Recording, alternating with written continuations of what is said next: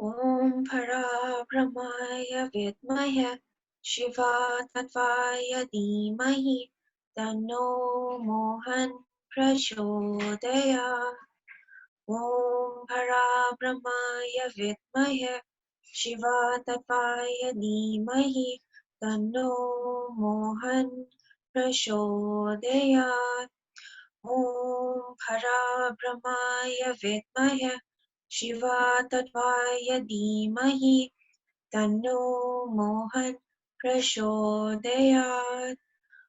Om Gam Ganeshaya Namah. Om Gam Ganeshaya Namah. Om Gam Ganeshaya Namah. Om Trayambakam Yajamahe Sugandham Pushti Vardhanam Urvarukamivar Bandhanat Mrityor Mukshya Mamritat. Om Trayambakam Yajamahe Sugandham Pushti Vardhanam Urvarukamivar Bandhanat Mrityor Mukshya Mamritat.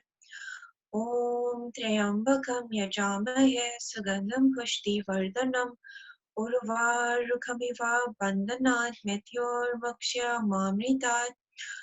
Om Harlim Baklamaki Om Fat Swaha. Om Harlim Baklamaki Om Fat Swaha. Om Harlim Baklamaki Om Fat Swaha. Om Shri Gurudeva Datta. Om Shri Gurudeva Datta. Om Shri Gurudeva Datta. Om Namah Shivaya. Om Namah Shivaya. Om Namah Shivaya. Om Para Brahmane Namah. Om Para Brahmane Namah. Om Para Brahmane Namah. Om Para Brahmaya Vidmaya Shiva Tattvaya Dhimahi Tanno Mohan Prachodayat. Om Shri Sai Nataya Namah. Om Shri Sai Nataya Namah. Om Shri Sai Nataya Namah. Namaste, Jai Mohanji. My name is Ashadre and I am from the Mohanji Datta Puban Ashram in South Africa. Today I'm going to be reading chapters 46 and 47. Chapter 46. This chapter describes Baba's Gaya trip and the story of the goats. This chapter describes Shyama's trip to Kashi, Prayag, and Gaya, and how Baba, in the form of his portrait, was there ahead of him. It also describes Baba's reminiscences of past births and of two goats. Preliminary. Blessed, O Sai, are your feet. Blessed is your remembrance. Blessed is your darshana, which frees us from the bond of karma. Though your form is invisible to us now, still, if the devotees believe in you, they get living experiences from you. By an invisible and subtle thread, you draw your devotees from far and near to your feet and embrace them like a kind, loving mother. The devotees do not know where you are, but you so skillfully pull the wires that they ultimately realize that you are at their back to help them and support them. The intelligent, wise, and learned folk fall into the pit of samsara on account of their egoism, but you save by your power the poor, simple, and devout persons. Inwardly and invisibly you play all the game, but show that you are not concerned with it. You do things and pose yourself as a non-doer. Nobody ever knows your life. The best course, therefore, for us is to surrender our body, speech, and mind to your feet and always chant your name for destroying our sins. You fulfill the wishes of the devotees, and to those who are without any desire, you give bliss supreme. Chanting your sweet name is the easiest sadhan for devotees. By this sadhan or means, our sins, rajas, and tamas qualities will vanish, and the sattva qualities and righteousness will gain predominance, and along with this, discrimination, dispassion, and knowledge will follow. Then we shall abide in ourself and our Guru, who are one in the same. This is what is called complete surrender to the Guru. The only sign of this is that our minds get calm and peaceful, and the greatness of the surrender, devotion, and knowledge is unique. For peace, non-attachment, fame, and salvation come in its train.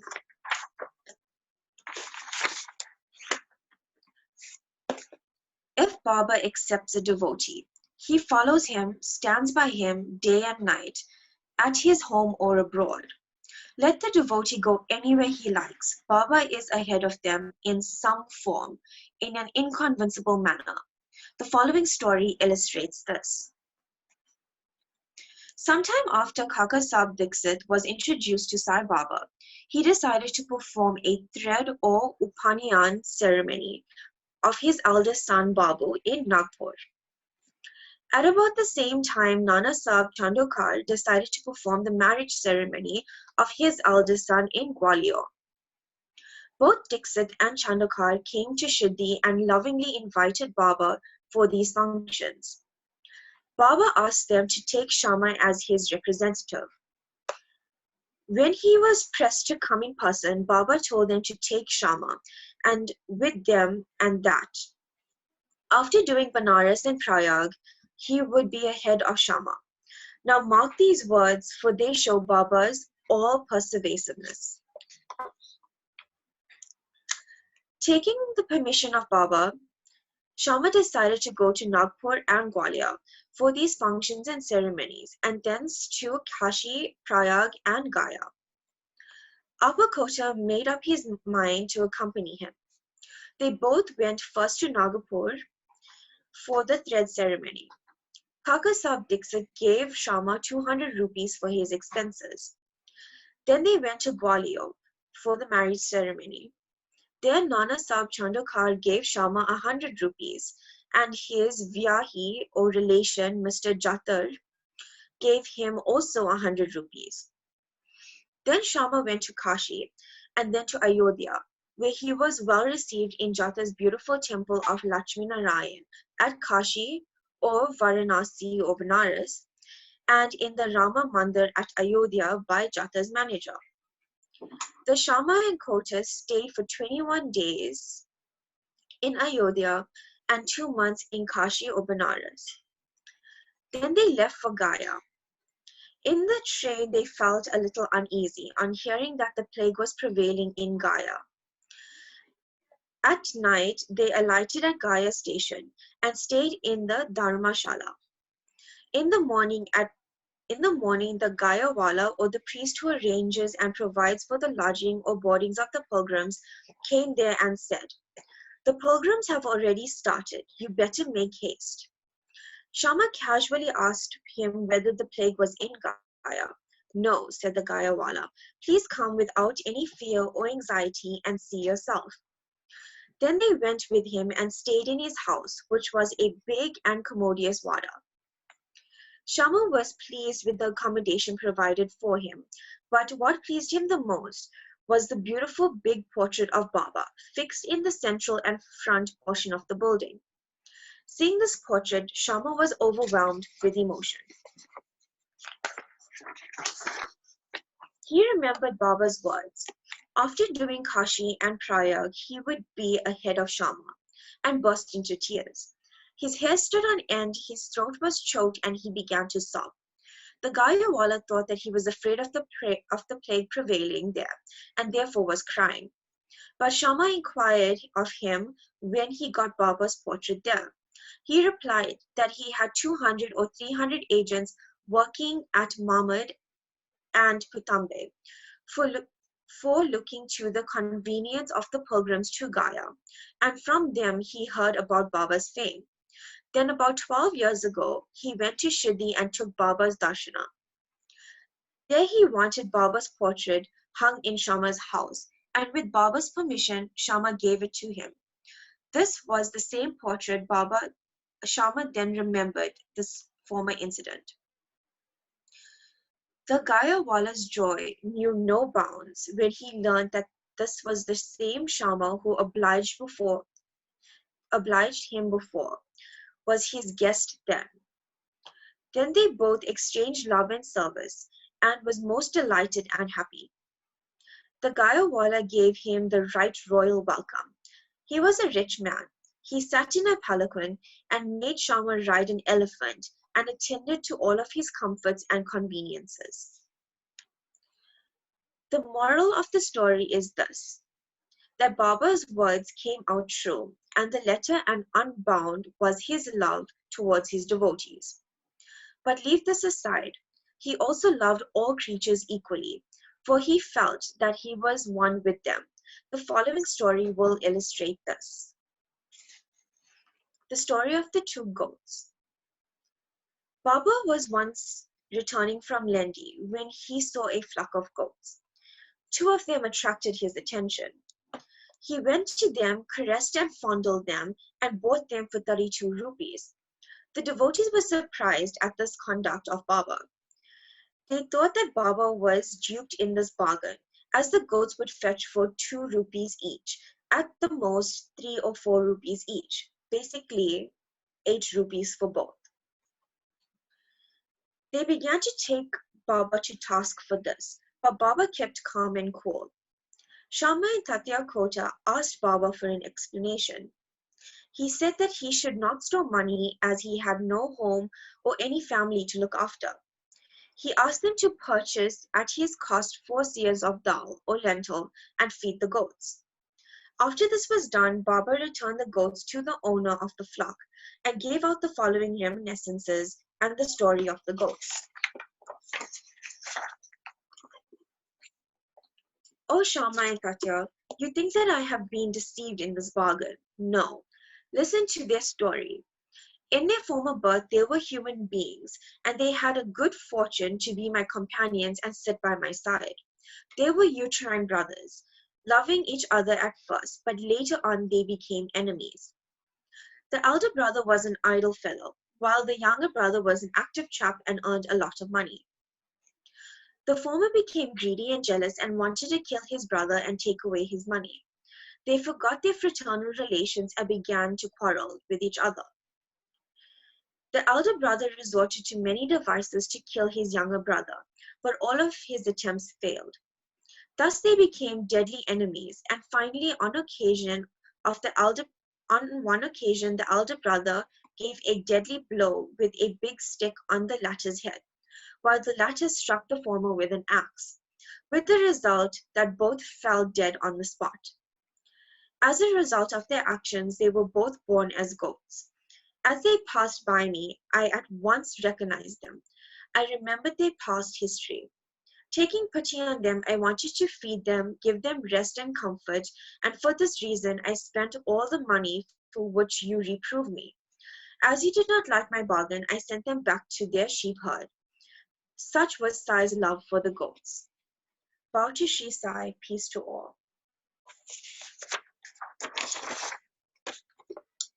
In chapters 47, Baba's Reminiscences, it is the story of Veerbhadrapa and Chenbasapa, the snake and frog. The last chapter described Baba's reminiscence with 2 goats. This describes more such reminiscences and relates the story of Veerbhadrapa and Chenbasapa. Preliminary. Blessed is the face of Sai. If we cast a glance at him for a moment, he destroys the sorrows of many past births and confers great bliss on us. And if he looks at us with grace, our bondage of karma is immediately snapped away, and we are led to happiness. The river Ganges washes away the dirt and sins of all people who go to her for a bath. But she intently longs for the saints to come to her and bless her with their feet, and remove all the dirt or sins accumulated in her. She shows for certain that this accumulation can only be removed by the holy feet of the saints.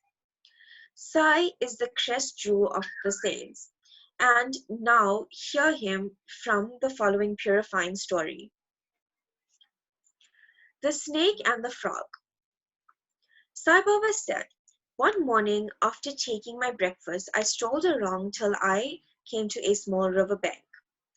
As I was tired, I rested there, washed my feet and my hands, and had a bath and felt refreshed.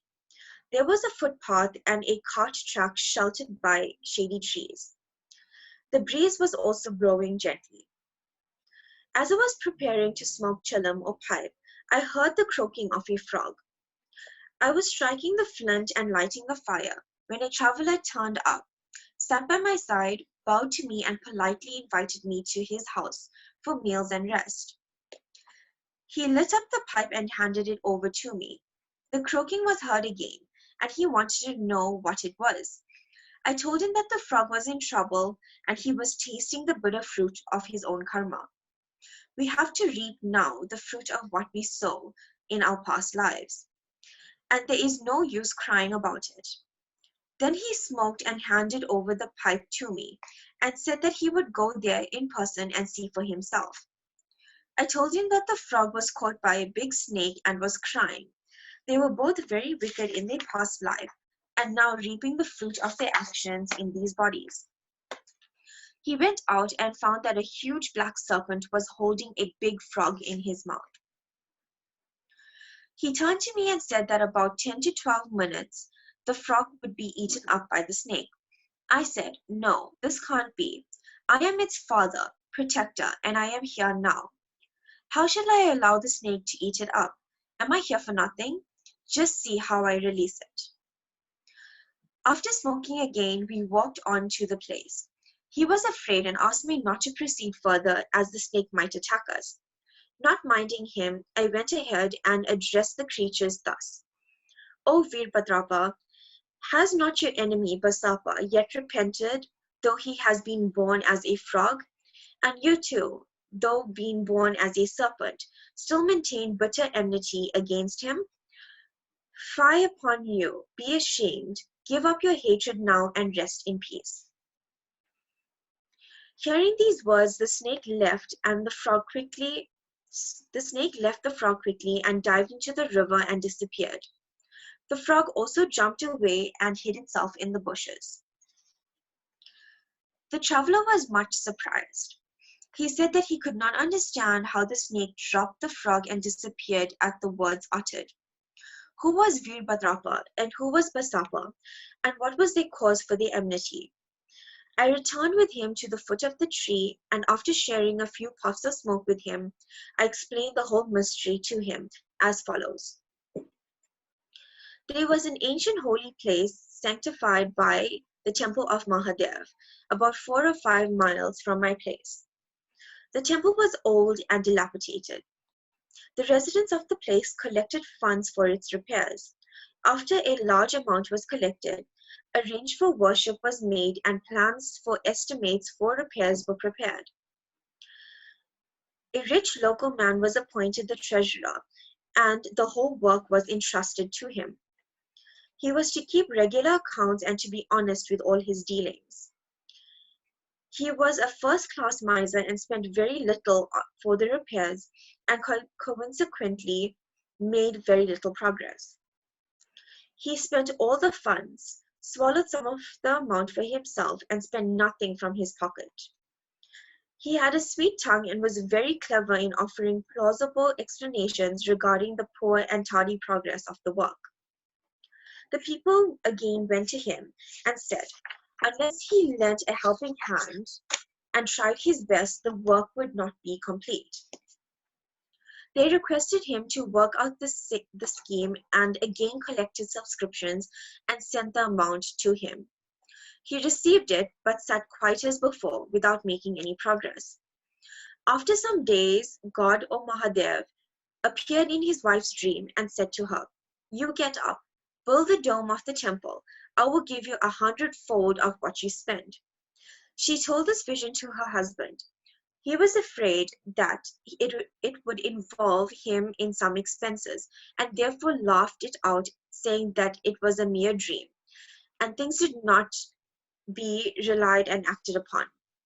Or else why did God not appear to him and tell him? Was he not far off from her? This looks like a bad dream. having for its object the creation of ill feeling between husband and wife. She remained quiet. The God does not like big subscriptions and donations collected against the wishes of the donors.